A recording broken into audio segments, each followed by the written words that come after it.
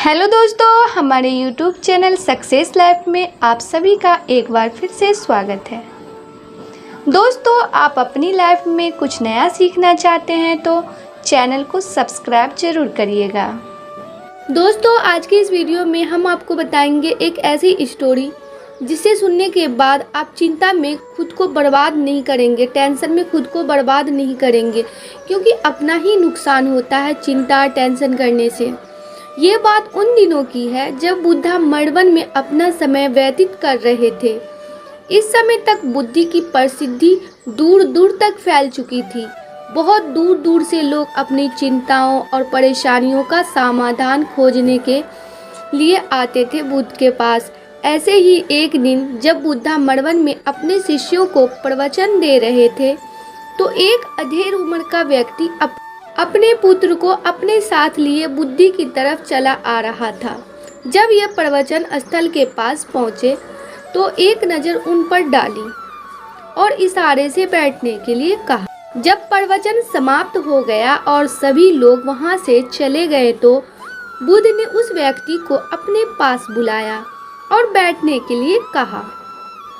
वहां चारों तरफ हरियाली छाई हुई थी, मौसम बहुत सुहाना था और तरह तरह के पक्षियों की आवाज़ें गूंज रही थी। ऐसा नज़ारा देखकर उस व्यक्ति को अंदर से असीम शांति महसूस हो रही थी। इसके बाद बुद्ध ने उस व्यक्ति से अपने आने का कारण पूछा तो इस पर व्यक्ति ने कहा, ये तथा सागर में 2 दिन की लंबी यात्रा करके अपने पुत्र को आपसे मिलवाने लाया हूँ। ये मेरा इकलौता पुत्र है और ये हर समय थका थका रहता है। ऐसा लगता है जैसे इसके अंदर कोई जान ही नहीं है, कोई प्राण ही नहीं है। इसका स्वभाव भी काफ़ी चिड़चिड़ा हो गया है। अगर हम इससे कुछ भी कहते हैं तो यह हमारी छोटी छोटी बातों पर गुस्सा हो जाता है। इसके देखने की क्षमता भी उम्र से पहले ही कमज़ोर हो गई है और इसके बाल भी सफ़ेद पड़ने लगे हैं। इतनी कम उम्र में इतनी बड़ी उम्र का लगना, मुझे तो कुछ समझ नहीं आ रहा है। किसके साथ हो, क्या कर रहा है, और मैं अपने पुत्र को स्वास्थ्य को लेकर बहुत चिंतित हूँ। जब मैं अपने पुत्र को वैद्य जी के पास लेकर गया तो उन्होंने कुछ औषधि दी और कहा अपने पुत्र को तनाव कम लेने के लिए कहो। वो अपने दिमाग में बहुत अधिक तनाव लेता है, इसलिए उसकी ऐसी हालत हो गई है। लेकिन मुझे उनके बहुत समझाने के बाद भी तनाव का मतलब समझ नहीं आया। मुझे नहीं पता कि तनाव होता क्या है, ये किन कारणों से आता है और उसे कैसे अपने पुत्र के दिमाग से निकालूं। लेकिन मुझे सबसे पहले तो ये समझना है कि तनाव होता क्या है। इसलिए तथागत में आपके पास आया हूँ। कृपया आप मेरी समस्या का समाधान कीजिए। ये सुनकर बुद्ध उसके पुत्र को बड़े ध्यान से देखते हैं, इसके चेहरे को देखते हैं, उसकी आंखों को देखते हैं और फिर उसके हाथों की नब्ज को भी देखते हैं। ये सारी विधि करने के पश्चात बुद्ध उस व्यक्ति से कहते हैं, तनाव लेना तो कोई नहीं चाहता, लेकिन फिर भी यह तनाव लोगों के दिमाग को दीमक की तरह पकड़ लेता है और व्यक्ति जान भी नहीं पाता कि वह तनाव में जी रहा है। लेकिन अगर व्यक्ति तनाव के कारणों को अच्छे से समझ लेता है और तनाव के बारे में कोई ऐसे पैमाना बना लेता है जिससे वो जान सके कि वो कितनी तनाव में है, तो वो इस समस्या का समाधान भी खोज सकता है। सबसे पहले तो तुम ये समझो कि तनाव होता क्या है। जब भी कोई व्यक्ति कोई काम कर रहा होता है लेकिन उसका मन कहीं दूर भटक रहा होता है, कल्पनाओं में होता है, तो उसके शरीर और मन के बीच एक दूरी पैदा हो जाती है। ये दूसरी चिंता अधिक होगी। व्यक्ति उतनी ही ज़्यादा बेहोशी की अवस्था में होता है और शरीर व मन के बीच की इसी दूरी, इसी खिंचाव को तनाव कहा जाता है। आखिर कोई पसंदीदा खेल खेलने के बाद व्यक्ति चुस्ती और प्रसन्नता से क्यों भर जाता है, जबकि उसने तो अपने शरीर को थकाया है। लेकिन समझने वाली बात यह है कि खेलते समय मन और शरीर एक साथ पूरी तरह से इस खेल में केंद्रित होते हैं, जिससे शरीर और मन के बीच दूरी पैदा नहीं होती और कोई तनाव पैदा नहीं होता। और अगर दिमाग में कोई तनाव था भी तो वो भी दूर हो जाता है। लेकिन इसके विपरीत जब हम कोई ऐसा काम करते हैं जो हमें पसंद नहीं है तो हमारा शरीर तो उस काम को कर रहा होता है, लेकिन हमारा मन कहीं दूर कल्पनाओं में भटक रहा होता है, जिससे शरीर और मन के बीच एक दूरी पैदा हो जाती है। तनाव जन्म ले लेता है। इसलिए व्यक्ति को एक समय पर सिर्फ एक ही काम करना चाहिए और अपने तन और मन की सारी शक्ति उसी एक काम पर लगा देनी चाहिए, जिससे व्यक्ति के अंदर तनाव पैदा ही ना हो।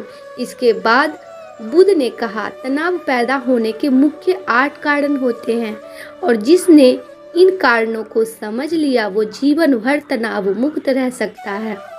मुख्य कारणों में सबसे पहला कारण अति महत्वाकांक्षी होना। महत्वाकांक्षी होना अच्छी बात है, लेकिन क्या कभी आपने इस बात पर ध्यान दिया है कि इंसान के लक्ष्य कभी भी पूरी ही नहीं होते। इसका एक लक्ष्य पूरा हुआ नहीं कि वो दूसरे की तरफ भागने लगता है, दूसरा पूरा हुआ तो तीसरे की तरफ, और इस तरीके से वो अपने लक्ष्यों को पाने के लिए जिंदगी भर गोल गोल घूमता रहता है। इसलिए जो व्यक्ति अति महत्वाकांक्षी होता है, जिसने बड़े बड़े लक्ष्य बनाए होते हैं, वो वर्तमान में कभी रह ही नहीं पाता। इसका मन सदैव भविष्य की योजना बनाने में ही व्यस्त रहता है।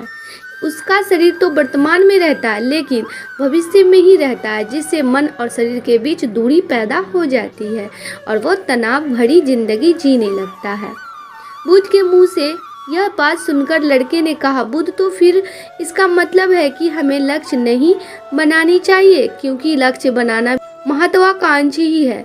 इस पर बुद्ध ने कहा, जीवन में लक्ष्य बनाना कोई गलत बात नहीं है, लेकिन समस्या तब उत्पन्न होती है जब वो अपना पूरा ध्यान उस लक्ष्य से मिलने वाले परिणाम पर ही लगा देते हैं और उसके परिणाम की चिंता करते रहते हैं। व्यक्ति को वर्तमान में जीना आना चाहिए। आप लक्ष्य बनाइए और उस लक्ष्य के प्राप्ति के लिए कड़ी मेहनत करिए, लेकिन साथ ही साथ आपको इस बात का भी ज्ञान होना चाहिए कि आप अभी वर्तमान में जी रहे हैं और वर्तमान ही सत्य है। बुद्ध ने आगे कहा, तनाव का दूसरा सबसे बड़ा कारण है ईर्ष्या। जब व्यक्ति ईर्ष्या और जलन से भर जाता है तो उसका मन अंदर से सड़ने लगता है। ईर्ष्या एक आंतरिक घाव है। आंतरिक घाव यानी मन का घाव। व्यक्ति के शरीर का घाव तो भर सकता है, लेकिन मन का घाव कभी नहीं भरता। और दोस्तों, इसलिए व्यक्ति को दूसरे की खुशी और तरक्की से कभी ईर्ष्या नहीं करनी चाहिए, क्योंकि तनाव का कारण है। इसके बाद बुद्ध ने तनाव का अगला कारण बताते हुए कहा कि आरुषिपूर्ण काम करने से भी मन में तनाव पैदा होता है। जो काम करना हमें पसंद ही नहीं है, जिसका हमारी रुचि ही नहीं है, उस काम में हमारा मन लग ही नहीं पाएगा। हमारा शरीर तो वही बैठा रहेगा, लेकिन हमारा मन कल्पनाओं की उड़ान भरेगा, जिससे शरीर और मन के बीच दूरी पैदा हो जाती है और व्यक्ति तनावग्रस्त हो जाता है। इसलिए इंसान को हमेशा अपनी रुचि के अनुसार ही कार्य करनी चाहिए। अगर व्यक्ति ने ये पता कर लिया कि उसे कौन सा काम करना पसंद है और वो उसी काम को अपने जीवन का लक्ष्य बना लेता है, तो फिर वो काम उसके लिए काम नहीं बल्कि खेल बन जाता है। फिर बुद्ध ने कहा, तनाव का चौथा कारण होता है कि किसी दूसरे से अच्छा रखना। बुद्ध ने उस व्यक्ति की ओर इशारा करते हुए कहा, एक पिता होने के नाते तुम्हारी अपने पुत्र से बहुत सी अपेक्षाएं होंगी कि तुम्हारा पुत्र एक बहुत ही कामयाब इंसान बने, तुम्हारा नाम रोशन करे, जैसा तुम चाहते हो उस तरह का जीवन जिए, तुम्हारी हर बात माने। लेकिन क्या आज तक कभी किसी की सारी अपेक्षाएं पूरी हुई है? जब भी कोई व्यक्ति किसी दूसरे से कोई अपेक्षा रखने लगता है तो वह अनजाने में अपने लिए तनाव पैदा करने लगता है। जरा सोचो, अगर तुम्हारा बेटा तुम्हारे अनुसार काम नहीं कर रहा और वो नहीं बन पा रहा जो तुम उसे बनाना चाहते हो, तो निश्चित रूप से तुम्हारे दिमाग को तनाव पकड़ लेगा। तुम तनाव से भरा जीवन जीना शुरू कर दोगे। इस तनाव के बस में आकर तुम ऐसा व्यवहार करोगे, ऐसी बातें करोगे कि तुम्हारा अपने पुत्र के साथ संबंध और भी खराब होता चला जाएगा। इसलिए व्यक्ति को जितना हो सके उतनी कम अपेक्षाएं दूसरों से रखनी चाहिए और अगर पूरी तरह से तनाव मुक्त रहना है तो दूसरों से अपेक्षा रखना ही बंद कर दो। इसके बाद बुद्ध ने कहा कि शारीरिक कष्ट भी इंसान के तनाव का एक कारण होता है। जब व्यक्ति किसी शारीरिक पीड़ा से गुजर रहा होता है तो उसका पूरा ध्यान बस अपने उस शारीरिक दर्द पर होता है और वो पूरे दिन बस उसी के बारे में सोचता रहता है, जिससे उसका मन दुख के विचारों से भर जाता है और ऐसी स्थिति में व्यक्ति तनावग्रस्त रहने लगता है। ये सुनकर उस व्यक्ति ने कहा कि हे बुद्ध, शारीरिक दुख तो किसी भी व्यक्ति को हो सकता है, तो फिर क्या हुआ, व्यक्ति जीवन भर तनाव में ही जिएगा? इसका जवाब देते हुए बुद्ध ने कहा कि इंसान को ये बात समझनी चाहिए कि हमारा जीवन दुखों का आधार है। जैसे जैसे हमारा जीवन आगे बढ़ता है उसमें दुख आते ही बीमारियां आती है और फिर अंत में मृत्यु भी होती है। तो बीमारियां इंसान के जीवन का अभिन्न अंग है, कोई इनसे बच नहीं सकता। बस किसी किसी के जीवन में ये समय से पहले आ जाती है तो किसी के बाद में पड़ती है। सबको है। जब इंसान का मन इस बात को अच्छे से समझ लेगा तो फिर वह अपनी बीमारी के बारे में सोच सोच कर ज़्यादा तनाव नहीं लेगा, क्योंकि यह हमारे जीवन का अभिन्न हिस्सा है और इसके लिए व्यक्ति को शारीरिक रूप से भी अभ्यास करते रहना चाहिए। अपने जीवन में व्यायाम और स्वस्थ जीवन शैली को भी जगह देनी चाहिए ताकि उसका शरीर लंबे समय तक निरोगी रहकर सही से काम कर सके। तनाव का अगला कारण होता है अपनी योजनाओं को समझने के लिए समय न देना। कुछ लोगों के दिमाग में कोई विचार आया नहीं कि वो बिना सोचे समझे उस पर काम करना शुरू कर देते हैं और जब उस काम में उन्हें असफलता मिलती है तो वह तनाव से भर जाते हैं, क्योंकि उन्होंने उस काम को शुरू करने से पहले उसके बारे में पूरी जानकारी इकट्ठा नहीं की थी। इंसान को कोई भी काम शुरू करने से पहले उसके अच्छे और बुरे परिणामों के बारे में ठीक से सोच विचार कर लेना चाहिए। इंसान को इस बारे में भी सोच लेना चाहिए कि अगर ये योजना सफल नहीं हुई तो फिर इसके बाद मैं क्या करूँगा। इसलिए व्यक्ति को अपनी योजनाओं को ठीक से समझने के लिए पूरा समय देना चाहिए ताकि बाद में उस योजना की वजह से तनाव पैदा ना हो। तनाव का सातवां सबसे बड़ा कारण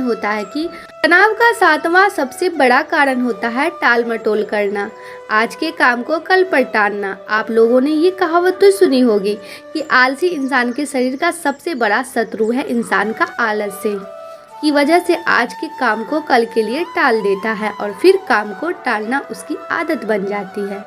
काम को कल पर टालने वाले व्यक्ति का काम कभी नहीं समय पर होता और अगर किसी तरह से पूरा हो भी जाता है तो वो उतना अच्छा नहीं हो पाता जितना अच्छा उसे किया जा सकता था और फिर यह बात व्यक्ति के अंदर तनाव पैदा करती है। लेकिन काम को टालना या काम को एकदम अंत समय पर करना एक आदत है, इसलिए व्यक्ति ना चाहते हुए भी बार बार अपनी इस आदत का शिकार बन जाते हैं और काम को टालता रहता है और फिर जब काम की समस्या सीमा पास आ जाती है तो वो तनाव से बढ़कर काम को पूरा करने का प्रयास करता है। इसलिए तनाव मुक्त रहने के लिए व्यक्ति को काम को टालने की आदत छोड़नी पड़ेगी और यह तभी संभव है जब व्यक्ति काम को समय से पहले ख़त्म करने का निश्चय करे।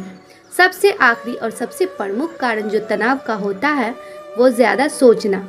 लगातार सोचते रहना भी एक बीमारी है और यह उस व्यक्ति में सबसे ज़्यादा पाई जाती है जो कपोल कल्पनाएं करता है, जो अतीत की घटनाओं और भविष्य की बातों के बारे में सोचता रहता है, जो बेवजह के अनुमान लगाता रहता है। इसलिए व्यक्ति को ज़्यादा सोचने की आदत पर लगाम लगाना चाहिए। इसके लिए जितना हो सके खुद को काम में व्यस्त रखना चाहिए और हर दिन ध्यान का अभ्यास करने को अपने जीवन का हिस्सा बना लेना चाहिए। बुद्ध के मुंह से ये सारी बातें सुनकर उस व्यक्ति ने हाथ जोड़कर कहा, बुद्ध, मेरा पुत्र तो अभी मात्र 20 बरस का ही है और इसमें अभी इतनी समझ भी नहीं है कि ये आपकी बताई सारी बातों का एक साथ पालन कर सके। आप कृपया करके तनाव मुक्त रहने का कोई आसान सा तरीका बता दें जिससे मेरा बेटा उसका अनुसरण भी कर सके और तनाव मुक्त भी रह सके। उस व्यक्ति की यह प्रार्थना सुन बुद्धि ने उस व्यक्ति की यह प्रार्थना सुन बुद्ध ने कुछ सोचते हुए जवाब दिया, अगर तुम इतनी सारी बातों का पालन नहीं कर सकते तो इसके लिए एक बहुत ही आसान विधि है। तुम एक बार में एक काम को करने पर ध्यान लगाओ और काम कर रहे हो उस समय पर सिर्फ उसी काम को करो, सिर्फ उस पर ही अपना पूरा ध्यान लगाओ। और अगर तुम्हारा मन इधर उधर भटक जाता है तो जैसे ही तुम्हें याद आए उसे वापस फिर उसी काम में लगा दो। ये सबसे आसान और अच्छा तरीका है तनाव मुक्त रहने का। जब तुम भोजन करो तो उस समय सिर्फ भोजन ही करो, उसके पूरे स्वाद का आनंद लो, उसी अनुभव को करो। जब चलो तो अपना पूरा ध्यान सिर्फ चलने पर लगा दो। इससे तुम्हारा मन और तुम्हारा शरीर दोनों एक जगह पर केंद्रित रहेंगे। दोनों के बीच दूरी पैदा नहीं होगी, जो कि तनाव का मुख्य कारण होती है। दोस्तों, आज की युवा पीढ़ी एक ही समय पर 2-2, 3-3 काम करने के आदी हो चुकी है। जैसे फ़ोन पर बात करते हुए गाड़ी चलाना, खाना खाते हुए भी टीवी देखना, मोबाइल चलाना, ये फ़ोन चलाना। और फिर उनकी शिकायत रहती है कि मैं तनाव में जी रहा हूँ, मेरा मन शांत रहता है, मैं चिड़चिड़ा सा हो गया हूँ। जब कोई व्यक्ति एक ही समय पर 3-3 काम करेगा तो तनाव पैदा होना तो स्वाभाविक है, क्योंकि दिमाग तो एक ही समय पर पूरा ध्यान लगाकर सिर्फ एक ही काम कर सकता है। पूर्ण रूप से एक ही समय पर 2 कामों पर ध्यान कभी नहीं लग सकता। इसलिए जहाँ तक संभव हो सके एक समय पर सिर्फ एक ही काम करने का प्रयास करें, वो भी पूरे ध्यान के साथ। दोस्तों, आशा करती हूँ कि आपको इस वीडियो के जरिए काफ़ी कुछ सीखने को मिला होगा। आज के लिए बस इतना ही। दोस्तों, आपको ये वीडियो पसंद आया है तो लाइक करिएगा, दोस्तों को शेयर ज़रूर करिएगा, चैनल को सब्सक्राइब करके बेल आइकन को ज़रूर दबाइएगा ताकि आने वाला वीडियो आपको सबसे पहले मिले। दोस्तों, मिलते हैं अगले वीडियो में, तब तक के लिए good bye and thanks for watching my video.